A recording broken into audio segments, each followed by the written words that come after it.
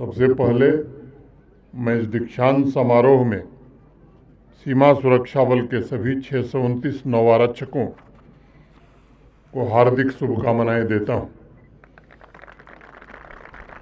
तथा उनके उज्जवल भविष्य की कामना भी करता हूं।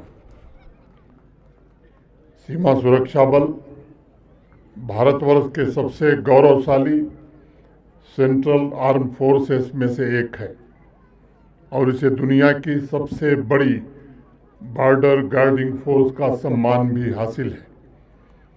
सीमा की सुरक्षा में सेना के पश्चात बॉर्डर सिक्योरिटी फोर्स दूसरी ऐसी शक्ति है जो जल, थल और नभ में अपनी शूरवीरता से भारत की एकता, अखंडता और संप्रभुता की रक्षा कर रही है।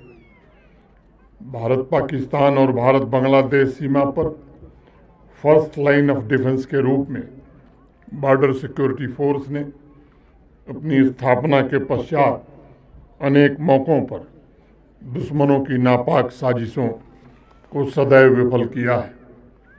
आज मैं बॉर्डर सिक्योरिटी फोर्स के उन वीरों को भी श्रद्धांजलि अर्पित करना चाहता हूं जिन्होंने राष्ट्र की सीमाओं की रक्षा करते हुए अपना सब कुछ न्यौछावर कर दिया। उनका समर्पण, वीरता और कर्तव्य परायणता के प्रति निष्ठा चिरंतन काल तक इस फोर्स को ज्वाइन करने वाले सूरवीरों को प्रेरित करती रहेगी।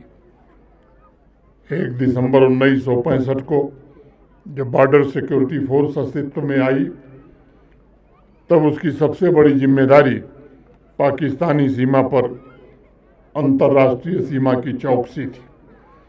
उस जिम्मेदारी का निर्वहन करने में बॉर्डर सिक्योरिटी फोर्स ने जिस कार्यपरायणता और शौर्य का परिचय दिया, उसके बाद के वर्षों में न सिर्फ इस फोर्स का विस्तार हुआ बल्कि सीमा के साथ साथ आंतरिक सुरक्षा की चुनौतियों से निपटने की भी जिम्मेदारी से सौंपी गई।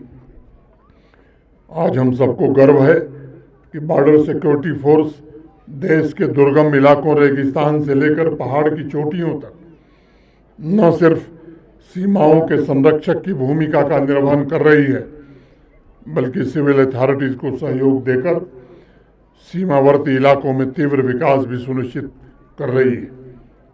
जीवन पर्यंत कर्तव्य बॉर्डर सिक्योरिटी फोर्स का आदर्श वाक्य है।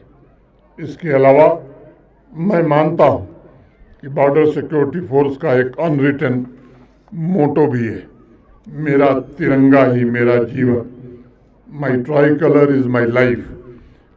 तिरंगे की आन बान शान में आपने जिस समर्पण का परिचय दिया है वह हमारी पीढ़ी के लिए एक रोल मॉडल के रूप में काम करता रहेगा। मैं बॉर्डर सिक्योरिटी फोर्स के सभी अधिकारियों से आग्रह करूंगा कि सेवा अनुशासन के प्रतीक जवानों का नियमित युवाओं से इंटरेक्शन भी होना चाहिए ताकि उन युवकों को भी राष्ट्र निर्माण की प्रेरणा प्राप्त हो।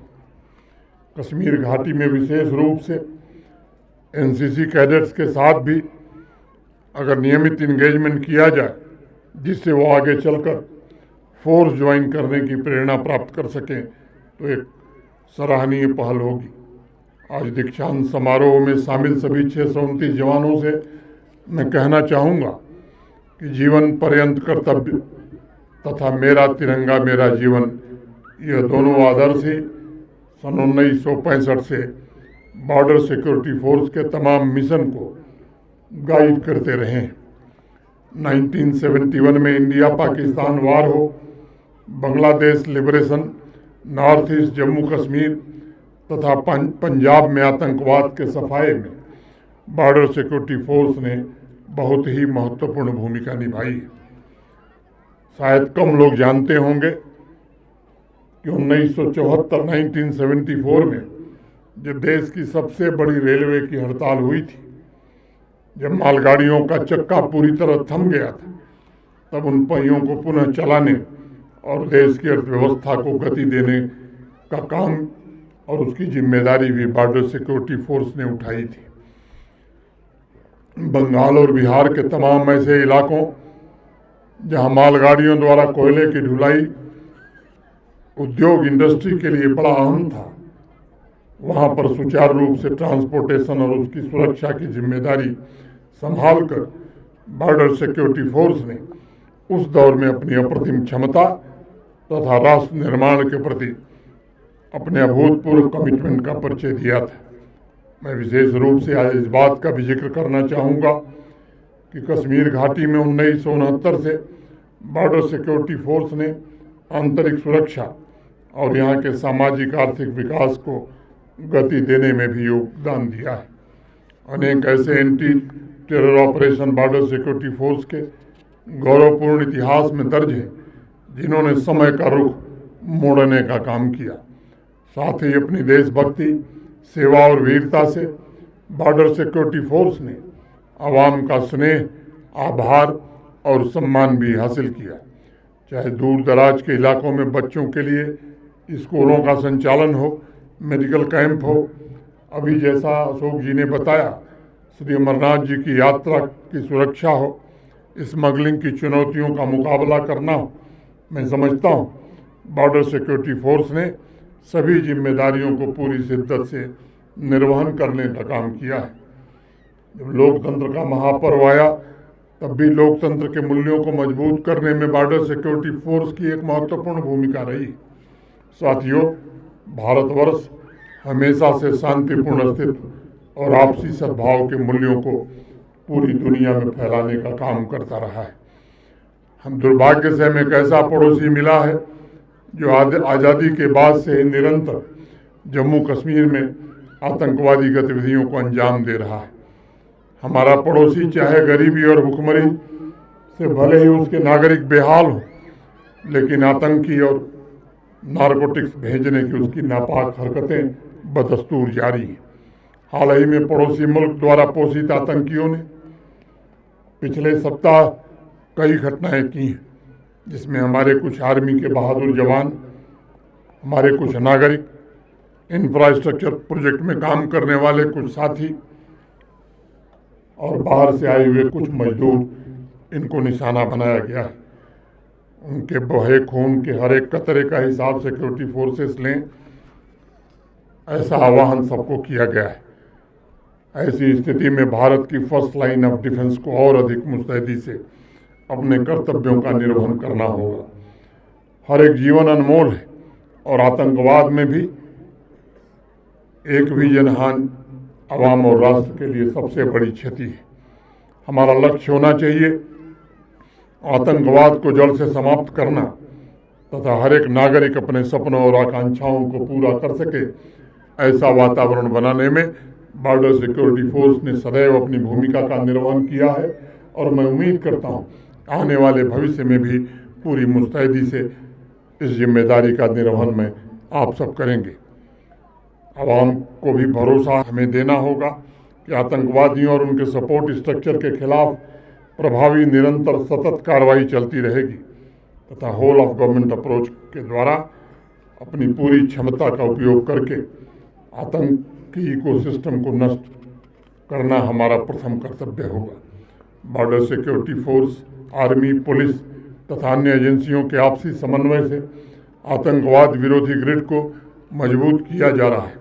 इन्फिल्ट्रेशन को रोकने के लिए बहुआयामी रणनीति बनाई गई। इन सभी अभियानों में बॉर्डर सिक्योरिटी फोर्स का अत्यंत महत्वपूर्ण योगदान है। आपने जिस प्रकार अतीत में आवश्यकता पड़ने पर पूरी दक्षता और कुशलता के साथ कार्य किया है, वैसे ही आप सभी को राष्ट्र हितों की रक्षा के लिए संकल्पित होकर भविष्य में भी इस फोर्स के गौरव को आगे बढ़ाना होगा। हमें इस बात का भी स्मरण रखना होगा कि सीमाओं की सुरक्षा के खतरे अब परंपरागत नहीं रह गए। ड्रोन के माध्यम से पड़ोसी मुल्क द्वारा जिस प्रकार आर्म्स और ड्रग्स की स्मगलिंग की जा रही, उसे प्रभावी तौर पर समाप्त करने के लिए तकनीकी क्षमता बढ़ानी होगी। जवानों को निरंतर ट्रेनिंग प्रदान करनी होगी। ड्रग स्मगलिंग समाज के ताने बाने को पूरी तरह से नष्ट कर रहा है और आज टेरर फाइनेंसिंग का सबसे बड़ा जरिया भी बनता जा रहा है। मुझे भरोसा है कि नार्को टेरर नेटवर्क को पूरी तरह समाप्त करने में भी बॉर्डर सिक्योरिटी फोर्स और अन्य एजेंसियां मिलकर के काम करेंगी। आज के तेजी से बदल रहे दौर में हमें सीमाओं पर क्रिमिनल और एंटी नेशनल एक्टिविटीज़ के इमर्जिंग ट्रेंड्स पर भी विशेष ध्यान देने की आवश्यकता है, ताकि हम टेक्नोलॉजिकल एडवांसमेंट द्वारा भविष्य की चुनौतियों का सामना करने के लिए तैयार रहें। इंटेलिजेंस शेयरिंग तथा एरिया डोमिनेशन, इन दोनों रणनीतियों पर भी निरंतर प्रभावी ढंग से कार्रवाई करनी होगी। अब मैं ट्रेनिंग के दौरान उत्कृष्ट प्रदर्शन के लिए जिन नौ आरक्षकों को मेडल से सम्मानित किया गया है, मैं उन्हें विशेष रूप से बधाई देना चाहता हूं। सजग, सतर्क और साहसी प्रशिक्षुओं की ट्रेनिंग एवं आकर्षक परेड के लिए मैं आईजी श्री अशोक यादव तथा बीएसएफ के सभी प्रशिक्षकों को भी हृदय से बधाई देना चाहता हूं। आपकी तत्परता, क्षमता और हौसला भविष्य में आंतरिक सुरक्षा की चुनौतियों के खिलाफ सबसे बड़ी सुरक्षा है, और इसलिए दीक्षांत समारोह में शपथ लेकर अपने राष्ट्र की सीमाओं की रक्षा का महान दायित्व अपने कंधों पर आज आपने लिया है। आज से आप देश की आस्था और विश्वास के केंद्र हैं। पूरे देश में रात में लोग इसलिए चैन की नींद सोते हैं क्योंकि आप सीमाओं पर उनके लिए जागते हैं।